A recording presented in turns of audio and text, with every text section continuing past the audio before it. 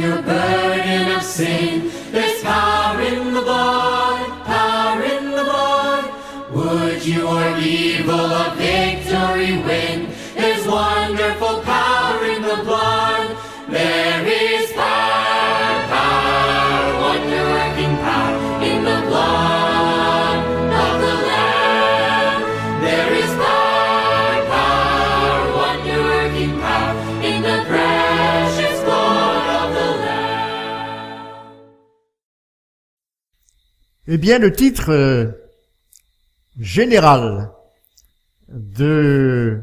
des thèmes que nous allons développer parmi vous, c'est l'actualité du message des 3 anges.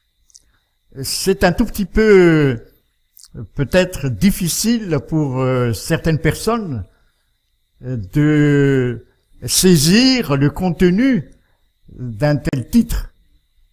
De quoi s'agit-il, 3 anges? Et c'est un message capital pour nous aujourd'hui. Parce que nous arrivons dans cette période de l'histoire de la terre, de l'humanité, que la Bible appelle le temps de la fin. Je répète, nous arrivons dans cette période de l'histoire de l'humanité et que la Bible appelle le temps de la fin. Le temps de la fin. Parce que il est bon de savoir que il y a un conflit majeur entre d'un côté Dieu et de l'autre Satan. Ce conflit a fait énormément de dégâts et la Bible tout entière évoque ce conflit et nous donne cette bonne nouvelle, cette espérance que ce conflit va bientôt prendre fin et que Dieu désormais va régner avec son Fils. Jésus, Christ, va régner en maître sur l'univers tout entier. Mais entre-temps, nous qui sommes humains, nous ployons sous la ténacité de l'adversaire pour faire du mal. Nous voyons ceci autour de nous, par exemple dans la nature, ou peut-être au sein de notre famille, dans la vie économique, dans les relations internationales, dans ce qu'on appelle la création, la nature, tout entière souffre de cet esclavage dans lequel Satan nous a servi. Eh bien,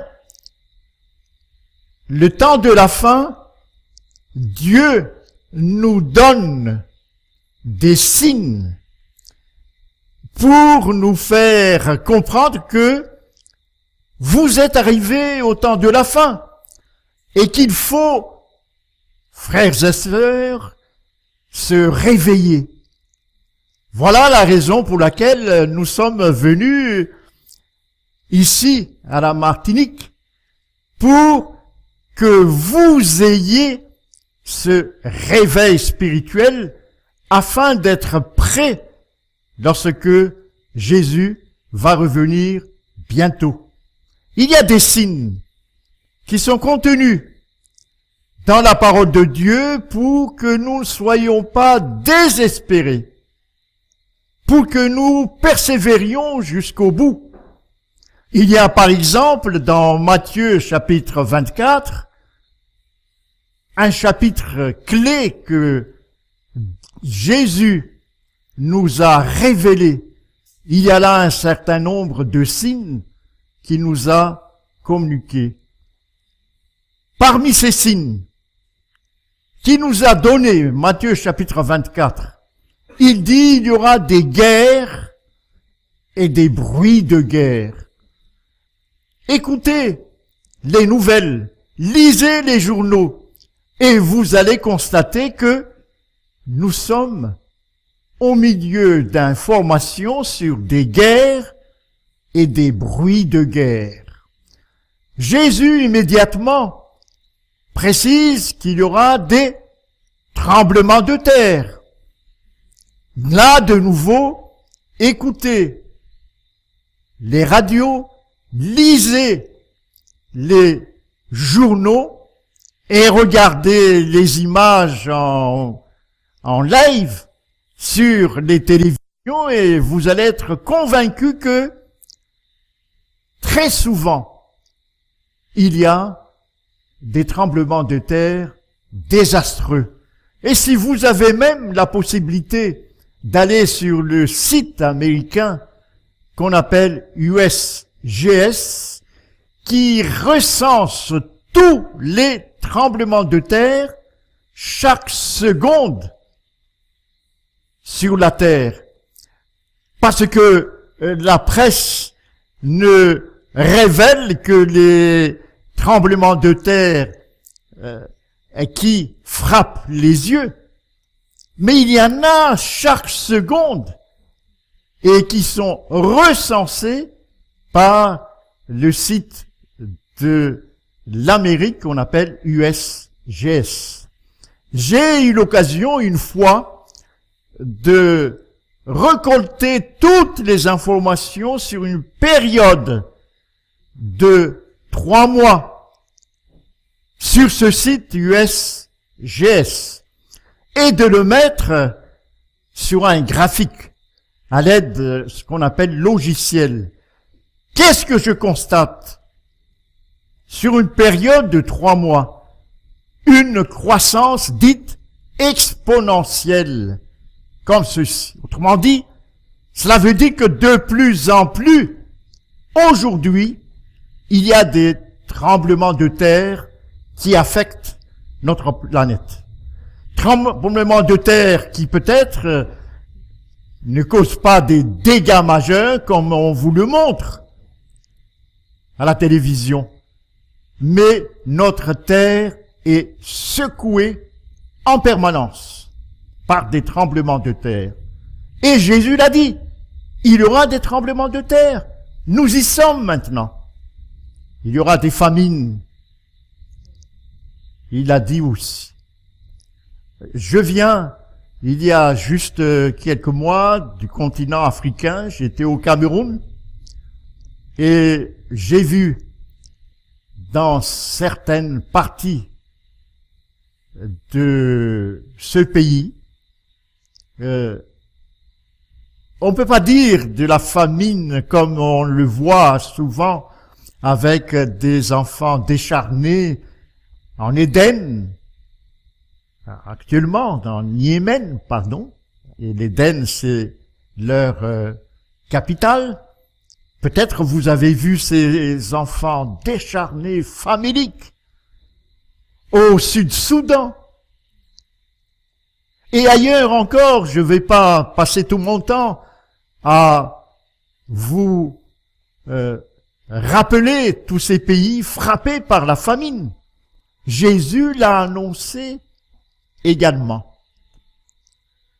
Voyez que nous sommes en plein dans ce que Jésus appelle les signes du temps de la fin, parce qu'il va revenir bientôt, et seules les personnes qui sont attentifs à cette déclaration prophétique de la parole de Dieu peuvent relever la tête et attendre avec impatience la délivrance, puisqu'il s'agit d'une réelle délivrance. Et Dieu nous a donné ce que Apocalypse chapitre 14, à partir du verset 6, nous a donné ce que Dieu appelle l'évangile éternel. Apocalypse chapitre 14, verset 6. C'est suivi par 3 messages que le livre de l'Apocalypse qualifie de messages des 3 anges. Message clé pour nous aujourd'hui, afin que le peuple de Dieu participe à la proclamation de ces 3 messages, afin que le peuple de Dieu non seulement participe, mais vive ces 3 messages. Proclamer, le vivre, et finalement, attendre. L'apôtre Pierre dit dans 2e épître de l'apôtre Pierre que nous devons, en tant que chrétiens, conscients de ces signes dont je viens d'évoquer et qui se trouvent dans Matthieu chapitre 24 en particulier, nous devons, dit l'apôtre Pierre, attendre. Non pas attendre dans la passivité, non pas attendre dans l'indifférence, mais une attente active. Nous devons attendre. Et il dit immédiatement, hâtez aussi. Ah, il y a donc un rôle majeur que nous devons jouer pour hâter la venue de Jésus. Autrement dit, pour hâter la fin de toute cette souffrance que nous voyons aujourd'hui autour de nous et que Jésus vient d'évoquer comme étant des signes de sa venue prochaine. Les guerres, les bruits de guerre, les tremblements de terre, les famines qui déciment des enfants innocents dans des pays démunis et qui sont frappés par de tels désastres. Nous avons par conséquent un rôle majeur à jouer pour hâter cette venue. Que devons-nous faire pour hâter cette venue? Il est facile de comprendre que pour attendre, c'est facile pour nous de définir les différentes actions que nous devons engager pour attendre. Mais je vais m'attarder un tout petit peu sur la deuxième partie. Hâter le jour de son avènement. Rappelons d'abord que c'est Dieu seul, dit Jésus dans Matthieu chapitre 24, qui connaît l'heure. Donc c'est lui seul qui, à un moment donné, prend la décision, on va arrêter l'histoire de la terre. Mais lorsque la Bible dit que nous avons la possibilité de hâter cet événement, cela signifie que nous avons la possibilité de collaborer en quelque sorte avec Dieu pour que, si j'ose m'exprimer ainsi, il avance la date de cet événement. Hâter. Premièrement, nous devons, les amis, être bien ancrés dans sa parole. c'est la toute première condition pour que nous puissions hâter son avènement. Nous devons passer beaucoup de temps à méditer la parole de Dieu. Parce que c'est une parole vivante. Je vais vous donner juste un petit témoignage pour vous montrer que c'est une parole vivante. Juste il y a quelques mois, exactement au mois de novembre dernier, avant de partir sur le continent africain, au Cameroun, d'une manière beaucoup plus précise, l'adversaire m'a profondément découragé. Je suis allé prendre le visa à l'ambassade du Cameroun à Genève. Et j'étais le seul étranger qui attend mon visa dans la salle d'attente. Et dans la salle d'attente, il y a la possibilité de voir les nouvelles nationales, donc ici les nouvelles du Cameroun. Et dans les nouvelles, là, les journalistes disent qu'il y a un conflit endémique et de plus en plus sévère à cette époque dans le sud du pays. Et que au nord du pays, il y a des terroristes connus sous le nom de Boko Haram. Et d'ailleurs, quelques jours à mon arrivée au Cameroun, il y avait une jeune fille suicidaire dans le marché du pays au nord. Et dans cette ambassade à Genève, l'ambassadeur jette un coup d'œil dans la salle d'attente et s'aperçoit que je suis le seul étranger. Il me fait signe de le rejoindre. Et on a parlé longtemps dans le couloir. Il m'a en particulier posé la question suivante. Qu'allez-vous faire au Cameroun?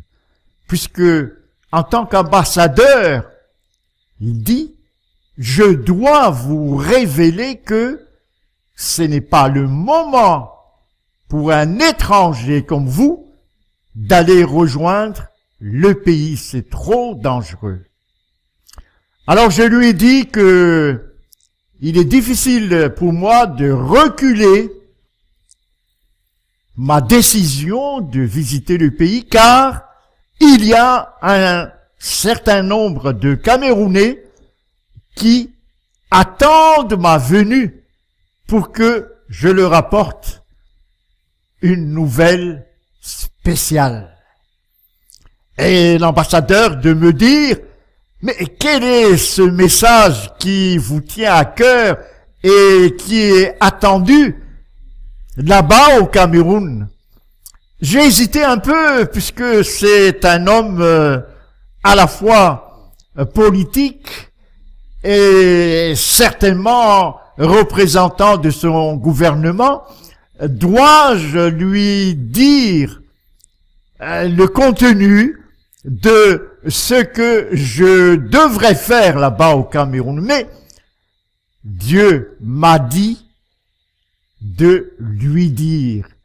Je lui dis, monsieur l'ambassadeur, je vais aller là-bas pour montrer aux Camerounais de ne pas adorer le Dieu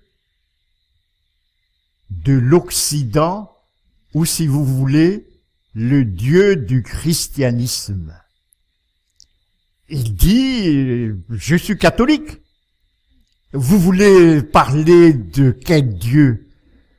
Alors là, de nouveau, j'hésite de lui dire exactement ce dont il s'agit. Je lui dis, monsieur l'ambassadeur, le Dieu de l'Occident, que l'on appelle aussi le Dieu du christianisme. Vous venez de me le dire, vous êtes catholique. Mais c'est pareil pour les protestants. C'est pareil pour les orthodoxes. C'est pareil pour les évangéliques. Ce Dieu s'appelle la Trinité. L'ambassadeur est fortement étonné, il me regarde avec des yeux écarquillés. Qui est ce bonhomme qui ose secouer l'Occident en vacillant la racine même de ce qui fait un empire ou de ce qui fait une civilisation? Ici donc, c'est la Trinité. Eh bien, puisqu'il me l'a demandé, j'ai l'occasion, mais peut-être j'aurai l'occasion pendant le mois que je passerai ici avec vous, pour vous révéler effectivement que ce Dieu-là a été fabriqué au IVe siècle sous l'Empire romain, c'est ce que je disais à monsieur l'ambassadeur. Fabriqué au IVe siècle sous l'Empire romain, à la naissance de cette nouvelle civilisation qu'on appelle le christianisme, ou aujourd'hui qu'on appelle l'Occident. Au IVe siècle exactement, en l'an 325. J'ai montré cela à monsieur l'ambassadeur. Il m'a dit comment ça a été introduit. Alors je lui ai montré, mais peut-être je ne vais pas dire là maintenant. J'aurai l'occasion de revenir là-dessus si vous voulez. Lors de ma conférence ici, je lui ai dit, et vous savez, pour un homme aussi important que le représentant d'un pays ici, un ambassadeur, il m'a dit, je vous donne mon adresse email. S'il vous plaît, donnez-moi plus d'informations là-dessus. Et je vais donner l'ordre à ma secrétaire particulière de vous donner aussi mon adresse privée. Voyez là, ici, Dieu, pour revenir à l'origine de ce témoignage que je viens de vous donner, la promesse que Dieu m'a donnée et qui m'a soutenu tout au long de mon voyage au Cameroun. Et là, j'ai touché du doigt que la parole de Dieu est vivante, les amis. Je répète, la parole de Dieu est vivante. Et c'est ce que je vous invite à faire pour hâter l'événement du Seigneur. Voici cette promesse que Dieu m'a donnée. Se trouve dans Exode chapitre 23. Exode chapitre 23 et le verset 20. Exode chapitre 23, verset 20. Voici ce texte qui est gravé depuis dans mon cœur, dans ma mémoire, et en quelque sorte, si vous voulez, que je porte dans mon sac à dos pour me promener dans le monde entier, et peut-être le seul continent que je n'ai pas eu l'occasion encore de visiter pour porter ce message, du côté de l'Asie. Il faut que j'y aille, puisqu'on m'attend aussi de ce côté-là où probablement ce sont mes frères de sang, puisque chaque fois que je rencontre l'un de ces représentants de l'Asie, coréens, philippiens, vietnamiens, cambodgiens, thaïlandais, surtout indonésiens et indiens, ils disent que je fais partie de l'un d'entre eux. Ce qui est une porte ouverte pour moi, ce sera beaucoup plus facile d'être avec eux, puisque ils reconnaissent en moi quelqu'un d'entre eux. Mais ça, je laisse à Dieu le soin de réaliser ce projet. Voici cette parole vivante que Dieu m'a laissée dans le cœur pour affronter les dangers qui existent au Cameroun lorsque j'ai pris mon visa. Je le lis. Voici, j'envoie un ange devant toi pour te protéger en chemin. Ah, je ne sais pas, les amis, mais c'est une très belle parole. Dans les circonstances où je me trouvais en prenant mon visa à l'ambassade du Cameroun à Genève. Lorsque la télévision camerounaise déclare que il y a un danger de se rendre dans le pays, lorsque l'ambassadeur, le représentant officiel du pays me dit que peut-être c'est sage de remettre à plus tard ma visite au pays.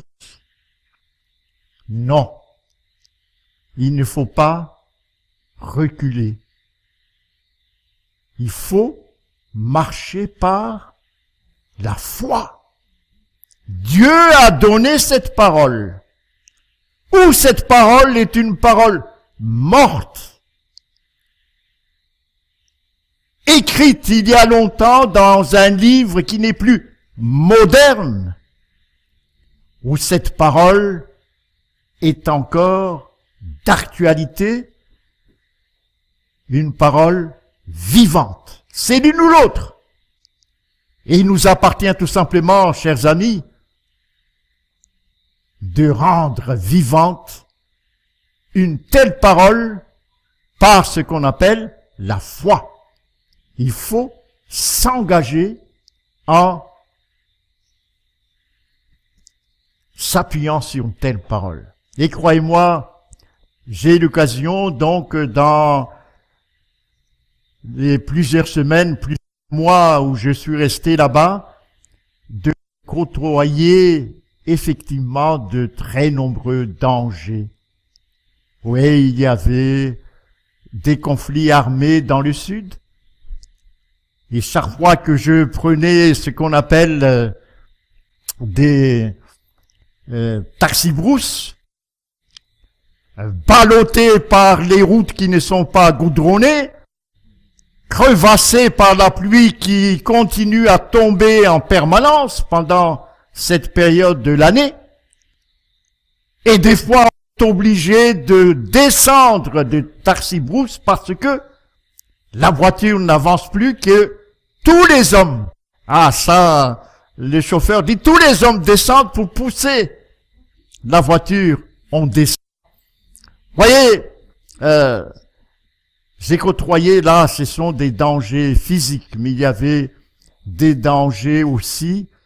Étant étranger, il y avait des barrages militaires souvent, et étant étranger, j'ai eu beaucoup d'ennuis pour devant ces militaires qui contrôlaient en détail mes papiers, toutes sortes de choses. Et on m'a dit que certainement ils voulaient de l'argent, mais je n'ai jamais donné de l'argent. J'ai été en danger en brousse, puisque j'ai vécu dans des cases, pas avec des belles toitures ici, mais des toitures en feuilles de cocotier ou de bananier. Et le premier jour, première nuit de mon arrivée dans le pays, on dormait par terre, sur un matelas, à trois, parce que la famille c'est une grande famille, il n'y a pas de place, il n'y a pas de chambre pour les visiteurs. Donc on m'a dit, on va dormir à trois, là, j'ai pris le bord extérieur.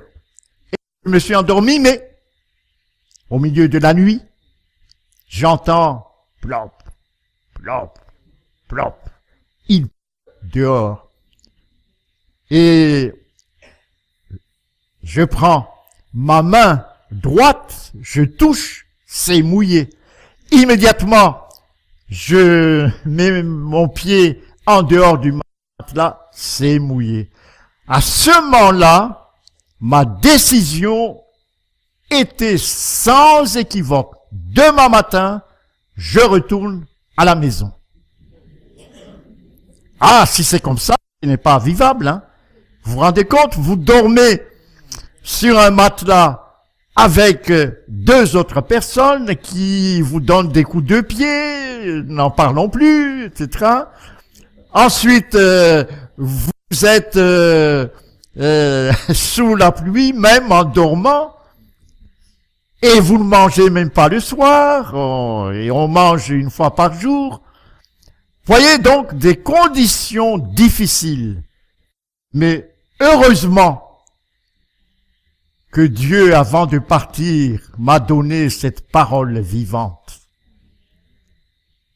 Voici, j'envoie un ange devant toi pour te protéger en chemin. Mais vous savez, malgré une telle promesse, n'oubliez jamais, et c'est marqué dans Deutéronome chapitre 8, que Dieu, c'est ça connaître à Dieu, les amis. Deutéronome chapitre 8 et le verset 2, si vous lisez ce verset rapidement, vous allez découvrir là deux verbes clés sur la pédagogie de Dieu. Je répète, deux verbes clés sur la pédagogie de Dieu. Qu'est-ce que vous lisez là? Dieu humilie et Dieu éprouve. Vous savez, lorsque vous continuez à lire ce chapitre 8 de Deutéronome, vous arrivez au verset 15. Bon, j'ai oublié mes lunettes, donc il se peut que je me trompe du numéro de verset. Verset 15. Bon, Dieu dit, je t'ai fait marcher dans ce grand et affreux désert. Qui a fait marcher le peuple d'Israël dans ce grand et affreux désert? C'est qui, s'il vous plaît? C'est Dieu. Il humilie et éprouve le peuple d'Israël. Ensuite, où il y a des serpents brûlants et des scorpions, et dans des lieux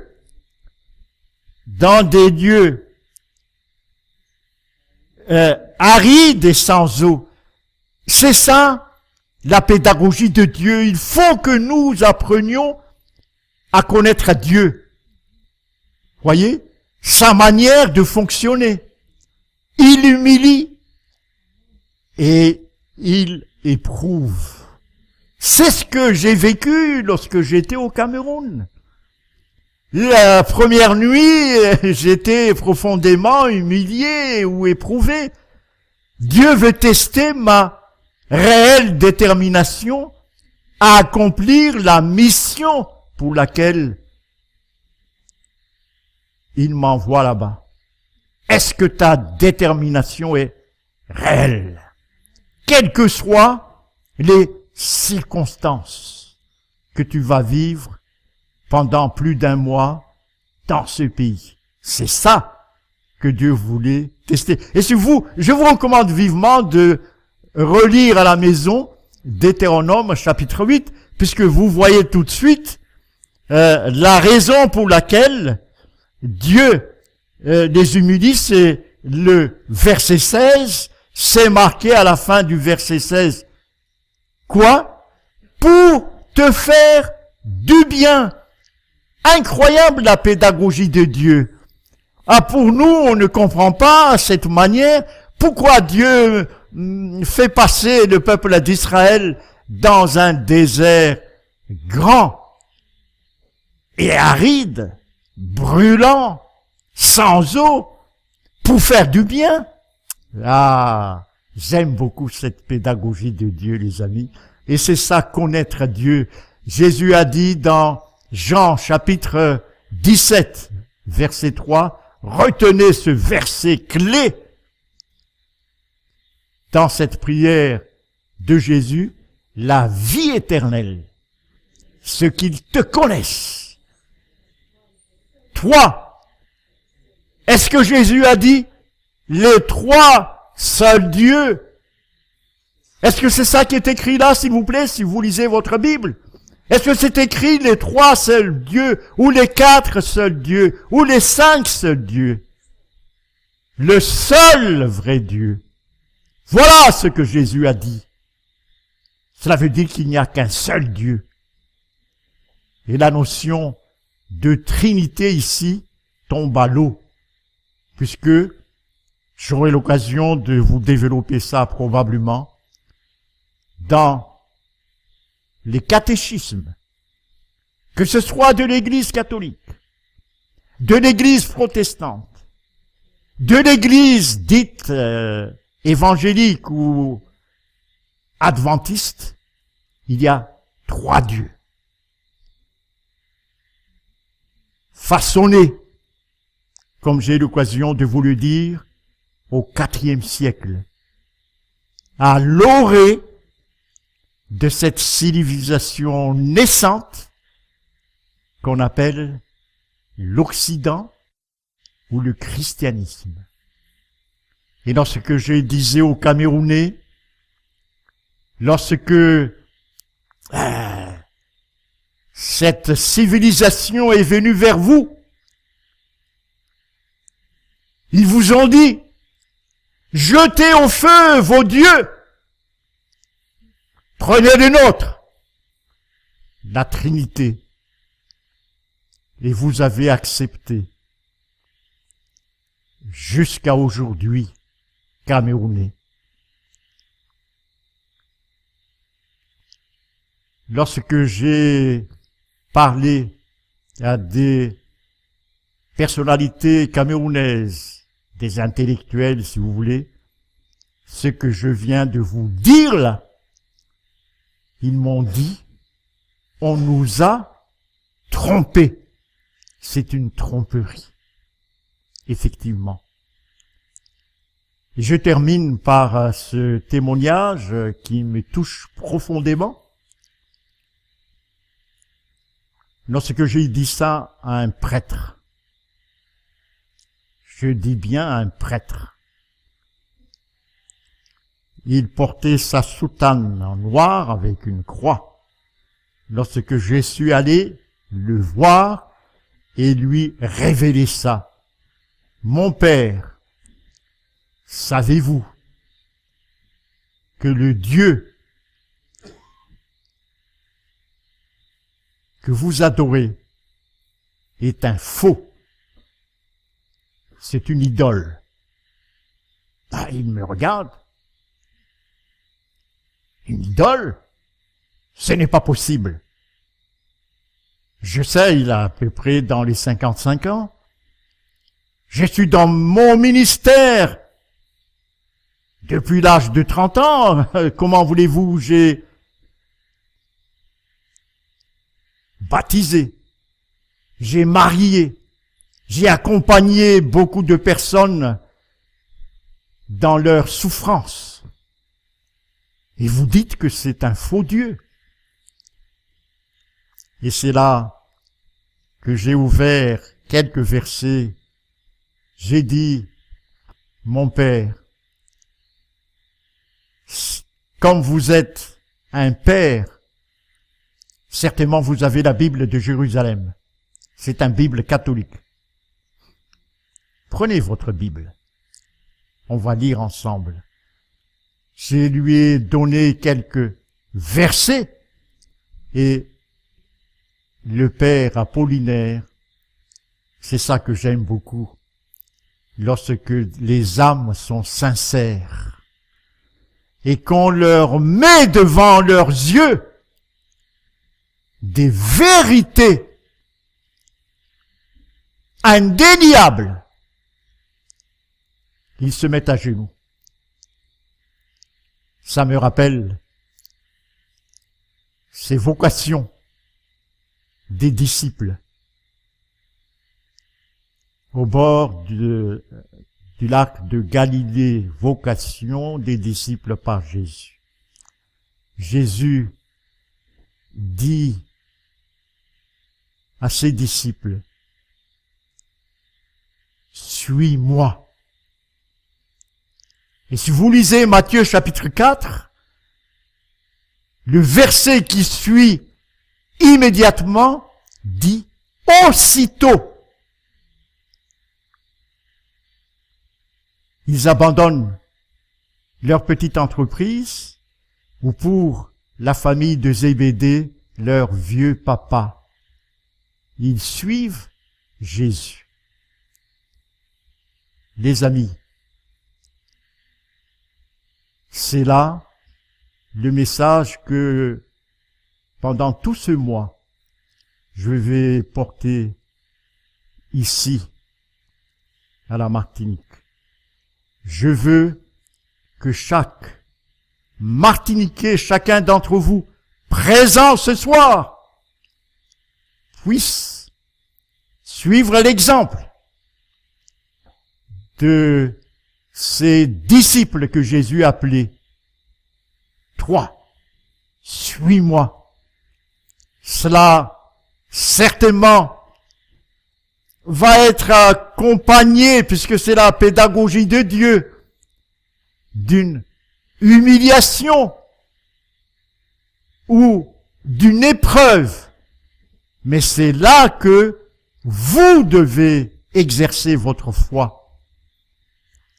Et à partir de demain, lorsque la parole me sera donnée, nous allons aller beaucoup plus en profondeur sur ces thèmes que je viens de vous évoquer là. Mais déjà, dès ce soir, à chacun d'entre vous ici, Jésus vous appelle aussi, suis-moi. Suis-moi. Je vous invite à répondre à cet appel. Que Dieu vous bénisse. En toi ce soir, Éternel, et je te prie en particulier pour le message que nous avons partagé ce soir. Je te prie pour chaque personne ici présente qui sont venues pour chercher la vérité. Révèle-toi à eux, Éternel. Et lorsque tu les appelles dans leur cœur, dans leur intimité, et que tu leur dis, suis-moi, permets, Éternel, que chacun et chacune, sans hésitation, répondent à ton appel, car le temps est proche et que nous n'avons plus le temps de nous divertir, d'aimer le monde. Et avant de nous quitter, je te prie en particulier de nous accompagner les uns et les autres, de nous ramener ici ces prochains jours et en particulier demain, au nom de Jésus. Amen.